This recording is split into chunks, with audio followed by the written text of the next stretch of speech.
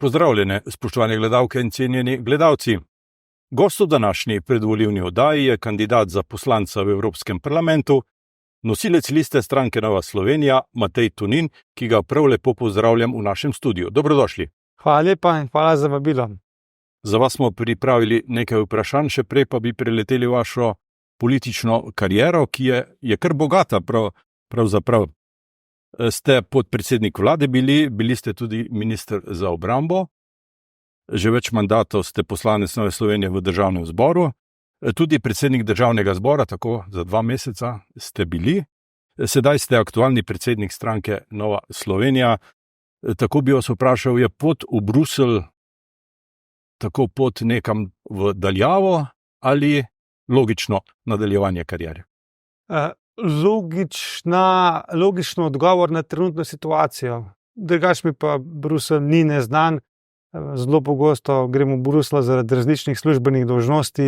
Med drugim sem v tem trenutku tudi vodja slovenske delegacije v NATO parlamentarni skupščini. Tako je, da je ena to izmed mojih rednih službenih dolžnosti tudi redno obiskovanje Bruslja, kjer zastopam Slovenijo v NATO institucijah.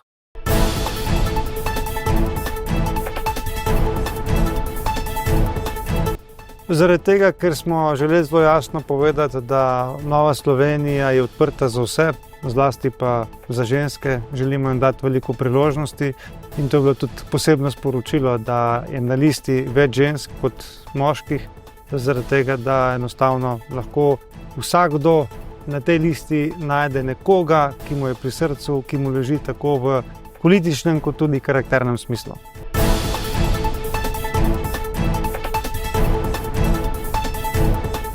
No, dejstvo je, da je Evropa zdaj pred številnimi izzivi, ki so zelo podobni tistim iz časa po padcu Berlinskega zidu, ko se je končala hladna vojna, ko je razpadla Sovjetska zveza.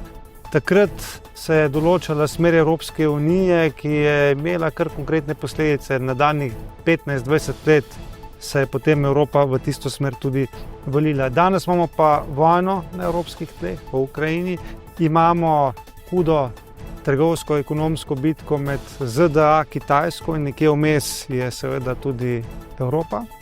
In potem imamo še pravo dekadenco vrednot, kjer je Evropa svoj tisti srž, svoje bistvo v vrednotnem smislu izgubila. In to so 3 taki zelo močni izzivi, kjer je treba kurs Evropske unije popraviti. Zato smo se v Novi Sloveniji teh volitev lotili resno in na listo poslali najmočnejšo možno ekipo.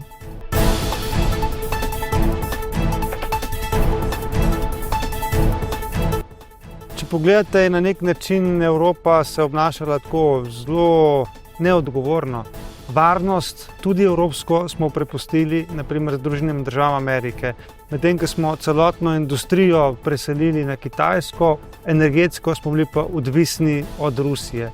Zato je jasno, da če Evropa želi biti resen igralec v svetu, če želimo biti strateško avtonomni, neodvisni, potem je seveda ključno, da vložimo več v našo lastno varnost in seveda, da naredimo mi naše resne sile tudi kredibilne. In začetek tega je zagotovo tudi poseben komisar za obrambo, ki bo vse te aktivnosti usklajeval in jih usmeril v tisto smer, da bo res ta denar, ki ga bomo namenili za varnost, učinkovito porabljen in da bodo tudi države smiselno med seboj sodelovale.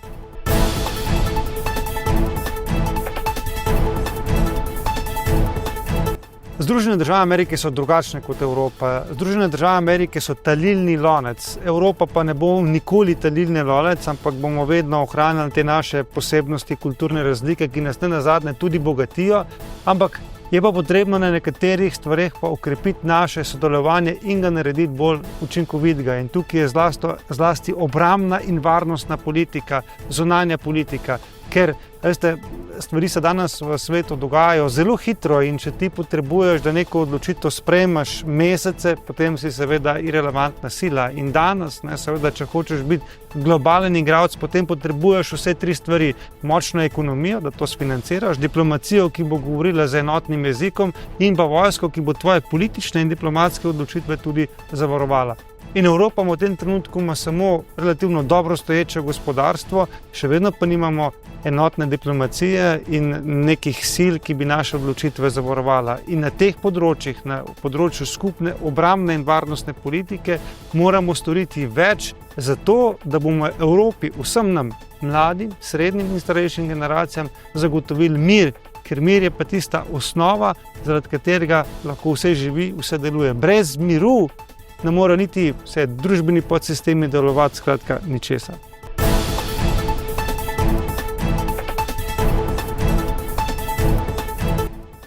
Prepričan sem, da je Evropa lahko močna samo kot enotna. In tudi, če pogledate v preteklost, vedno smo bili dobri, močni, smo dosegli svoje rezultate, kadar smo bili kot Evropska unija enotni in smo držali skupaj. Recimo v začetku ruske invazije na Ukrajino je ta prav evropska enotnost pokazala, koliko šteje in na nek način tisto hiter blitzkrieg Putina tudi zaustavila. Tako da zagotovo se sovistične akcije dogajajo, se bodo še naprej dogajale, bistveno pa je, da nam samo enotnost daje tisto potrebno moč, da na dolgi rok dosežemo pomembne stvari.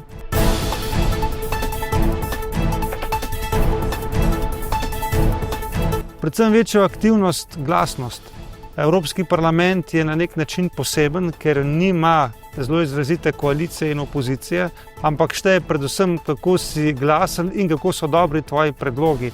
Ker ni pomembno, tako kot morda v Sloveniji, to prihaja iz opozicijskih vrst, ker v Sloveniji je zelo velikokrat stvari, ki so predlagane strani opozicije, so zavrnjene strani koalicije, avtomatizem, samo zaradi tega, kdo je kaj predlagal.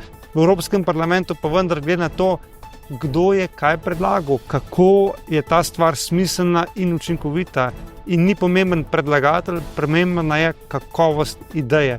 In seveda tukaj bo potrebno biti bolj podroben, prodoren, da se bodo tudi slovenski evroposlanci prebili med 100 najbolj aktivnih evropskih poslancev.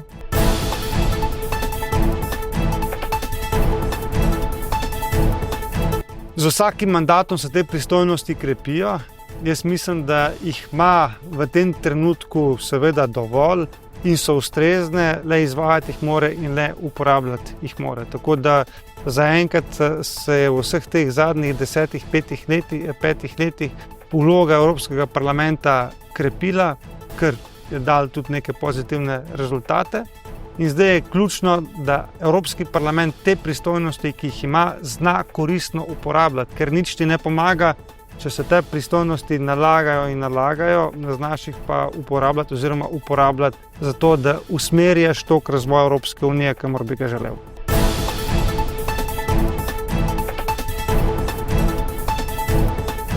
To se razume, ampak dobro ljudi vsakdo razume nekoliko drugače. Jaz sem povedal prej, da Evropo čakajo 3 izzivi. Eden je varnostni, kako končati vojno na evropskih tleh, je zelo pomembna stvar. Drugi je ekonomski, gospodarski, kako zagotoviti neko poslovno okolje, da bojo naši ljudje lahko dostojne plače dobili in iz tega tudi dostojno živeli, in kako končati s to kulturno dekadenco. Če ste pogledali zadnjo Eurovizijo, potem vam je jasno, v katero smer nekateri gredo, in jaz mislim, da je to napačna smer in da je treba staviti nazaj na tiste ključne evropske vrednote, na katerih Evropska unija stavlja, če želimo, da bo to še Evropa, ki jo poznamo in v kateri se počutimo doma.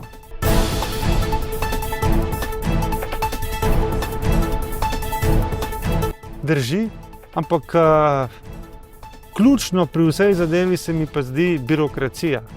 In da parlament bi mogel biti tisti ključen glasnik, ki prenaša probleme iz terena v evropske institucije, da je birokratizem, da je birokracija tista, ki hromi evropsko gospodarstvo. Jaz sem prepričan, da so Evropejci zelo pametni in tudi sposobni, da znajo narediti dobre stvari z veliko dodano vrednostjo, da pa smo včasih v Evropi bolj papeški od papeža, kar pomeni, da si dajemo neke nesmiselne birokratske okove. Konkretno, najverjetneje vsi poznamo tisto slavno direktivo GDPR, s katero smo dobili en kup birokracije z namenom, da ne bi bila najina zasebnost bolj varna. Ampak najina dva telefona v enem dnevu zbereta več podatkov o naju dveh, kot pa katerokoli podjetje, ki mora izpolnjevati vse te GDPR zahteve. Tako da včasih z nekimi stvarmi, ki imajo morda dobre namene, pretirano zbirokratiziramo in ubijemo neko poslovno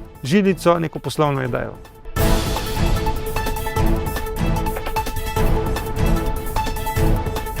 Lepo bi bilo, ampak to seveda morda funkcionira v socializmu, ker se lahko na papirju določi, kakšna bo minimalna plača.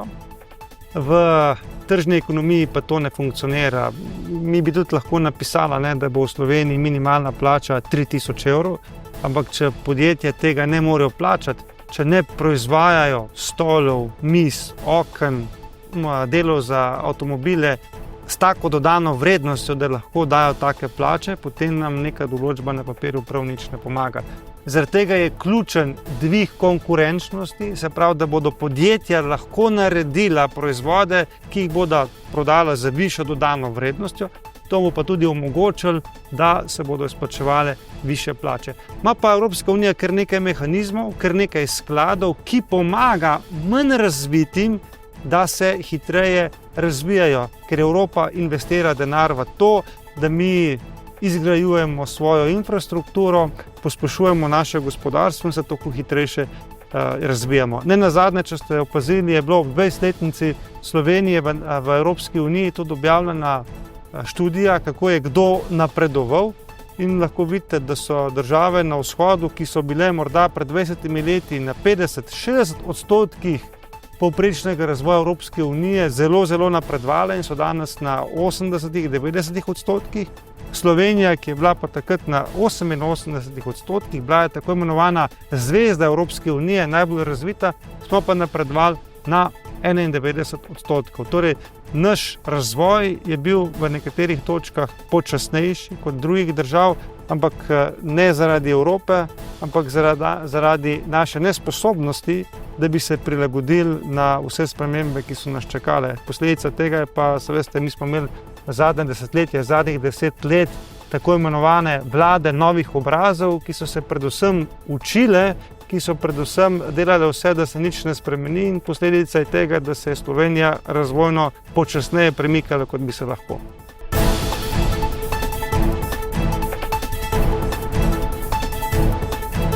Predvsem v aktivizmu, v parolah. Veste, mi se moramo danes predvsem ukvarjati s tem, kako bomo izpuste CO2 zmanjšali. Ne pa, kako se bo nekaj lepo slišalo. Ker izpusti CO2 so tisti, ki nam segrevajo planet, ki nam uničujejo planet, in če ga hočemo rešiti, je ključno, da zmanjšamo izpuste CO2.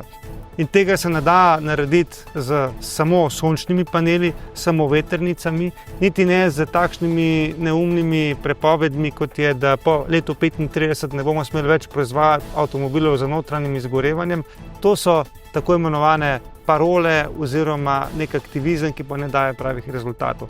Ker če danes pogledate, ključno za zeleni prehod je jedrska energija in pa hidroenergija. To sta nizkoogljični obliki vire energije, ki ne proizvajajo veliko izpustov CO2 in zaradi tega bistveno prispevajo k zmanjšanim izpustom CO2. Samo če primerjava, recimo Nemčija, ki proizvede 63% svoje energije iz obnovljivih virov energije, ima na drugi strani v primerjavi s Francijo, ki pol manj energije proizvede iz obnovljivih virov energije, ne 63%, ampak samo 30%, ima Francija 10-krat manjše izpuste CO2 na proizvedeno kilovatno uro električne energije. Veste zakaj? Zaradi tega, ker delajo oni večji del energije v jedrskih elektrarnah, ki ne izpuščajo CO2. Nemci pa se grejo vetrnice, se grejo solarne panele, ampak ko veter ne piha in ko sonce ne sveti, delajo elektriko v poljskih termoelektrarnah, ki pa zelo onesnažujejo ozračje. Skratka, tukaj moramo iti od aktivizma k realnim rešitvam problema.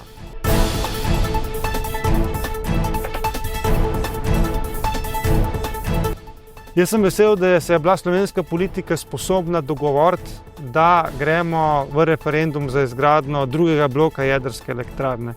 Zdi se mi zelo pomembno, da do tega jedrskega bloka pride, ker mi zdaj 1/3 energije proizvedemo z jedrsko elektrarno, 1/3 recimo s TEŠom, s termoelektrarno in 1/3 s hidroelektrarno in ostalimi.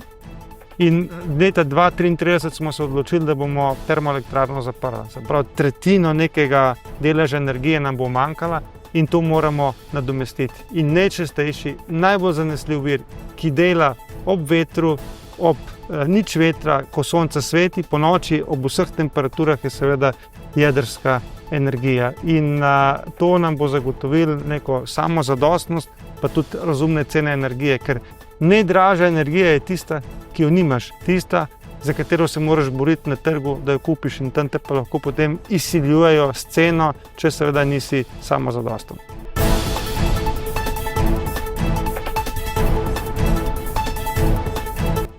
Ne, ni pravično, zdi se mi pomembno in to je tudi dolžnost evropskih poslancev, da poudarjamo, da v Evropi, vse kar se tiče kmetijske politike in subvencij, ne morejo veljati vsa pravila za vse enako.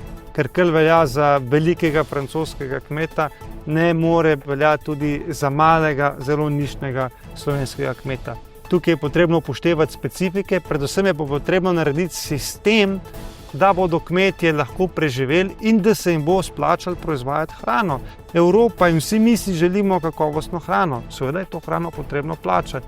In plačamo jo lahko mi, kupci, ali pa plačamo kmetom preko subvencij, zaradi tega, da pride potem nekoliko nižja cena hrane na trg. To je edine dve možnosti, ki jo imamo. In če bomo seveda želeli imeti mi kakovostno in kvalitetno evropsko hrano, jo bo seveda treba plačati tako, da bodo kmetje lahko preživeli. Pač kmetjem se mora splačati delati, ker če ne, bodo kmetije in proizvajanje hrane enostavno zaprli dol. In tukaj je treba uporabljati tudi razum. Veste, zelo veliko se govori o uporabi pesticidov takšnih in drugačnih, ker se je v Evropi poskušalo zaostrovati preko vseh razumnih meja. Ampak to pomeni, da je proizvodnja hrane potem kar naenkrat mnogo manjša oziroma mnogo dražja. Nihče se pa ne vpraša, zakaj se potem pa uvaža poceni nekvalitetno hrano iz Južne Amerike ali pa iz Azije, ker je morda za kakšnega kupca, ki se tega ne more privoščiti, pomembna samo cena, ne pa sama kvaliteta. In zato seveda še enkrat poudarjam, da za to subvencijsko politiko bo potrebno spremeniti, jo narediti na način, da se bodo te specifike evropskih kmetov od slovenskega do nemškega ali španskega upoštevale.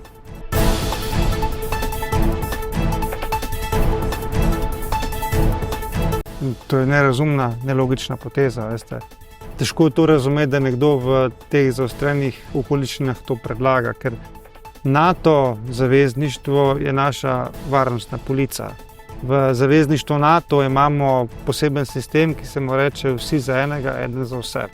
In zaradi tega si naša bremena lahko porazdelimo. V času Jugoslavije ali pa če hočete na začetku našega osamosvajanja je Slovenija seveda namenjala za obrambo 4% BDP-ja. Danes jih namenjamo 1,3, to je 3-krat manj. Hkrati ni več obveznega vojaškega roka, ampak te stvari delamo s profesionalno vojsko in si stvari medsebojno znotraj zavezništva porazdelimo.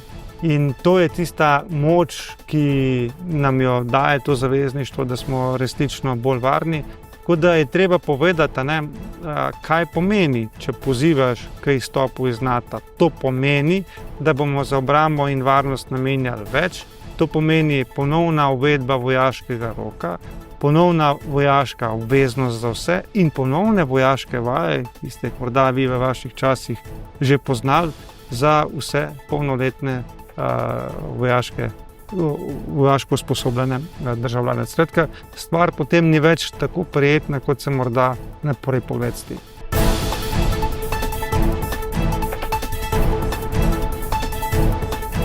Ja, predvsem moramo paziti, da se kar naenkrat ne bomo zbudili v lastni hiši kot tujci. In se mi zdi, da je v zadnjem času bilo preveč te politične korektnosti, da ne smemo povedati stvari takšne, kot so. Kdorkoli prihaja v Evropsko unijo, mu je treba povedati, da se je dolžen prilagoditi našemu načinu življenja, našim običajem, se naučiti našega jezika in ne obratno. Ker v zadnjem obdobju se je pa zdelo, češko, da smo se mi dolžni prilagajati prišlekom, celo več, da smo jih mi dolžni živeti, da smo jih mi dolžni finančno podpirati in da oni praktično prihajajo sem na dopust, ker smo jim mi z našimi socialnimi sistemi dolžni zagotoviti tako socialno podporo, kot tudi socialna stanovanja. Temu se reče socialni turizem in socialno izkoriščanje in to je potrebno ustaviti.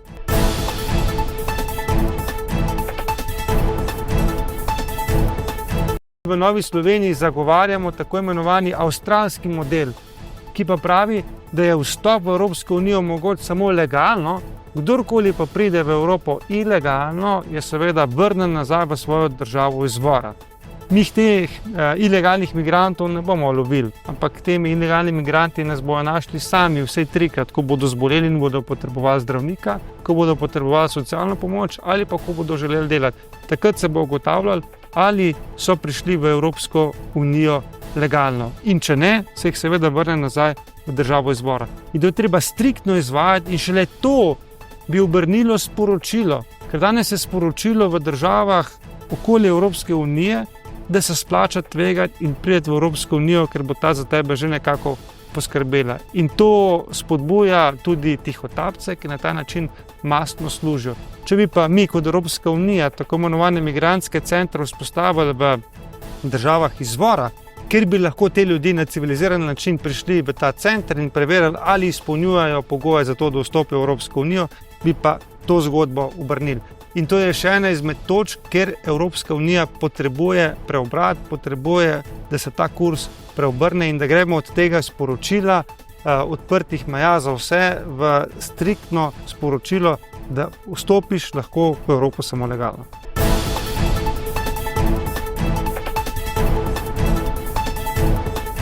Predvsem z več veselja do življenja. Predvsem z več veselja do usklajevanja družinskega in poklicnega življenja. Veste, če mladi nimajo perspektive, nimajo možnosti, če ne vedo, kje bodo bivali, če se tega nekega stanovanja lastnega ne morejo privoščiti, če nimajo stabilne in zanesljive službe, potem si seveda mnogo težje ustvarjajo svoje družine in tudi mnogo težje živijo. Mi se bomo mogli zavedati, da če želimo kot Evropa preživeti, ne pozabiti, da smo najstarejša celina na tem svetu, iz česar izhajajo tudi nekaj izzivi, da bomo mogli delati več za mladim družinam prijazno okolje.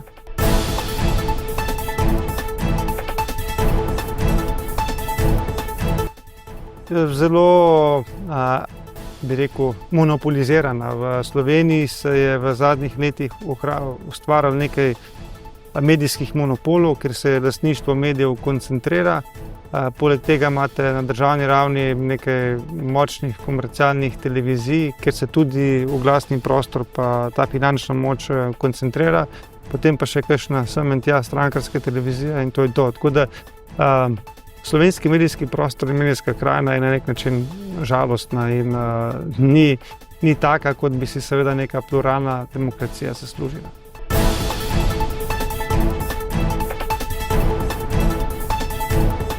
Jasno je, da Evropski ljudski stranki EPP, Nova Slovenija je članica EPP-a, pričakuje se, da bo tudi to največja politična družina tudi po teh evropskih volitvah, ker se mi zdi, da je to dober znak, da prihajam ali pa da bom prihajal iz največje politične družine. S tem bo tudi mnogo več manevrskega prostora za uresničitev idej, ki jih bom imel.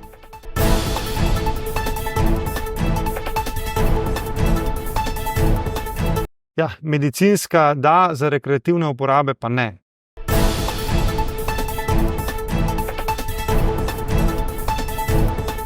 Ne.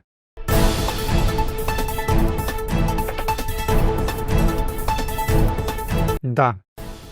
Matej Tonin, hvala za obisk v našem studiu, hvala za gostovanje v tej oddaji. Dober volilni rezultat vam želim. Ja, hvala lepa tudi vam.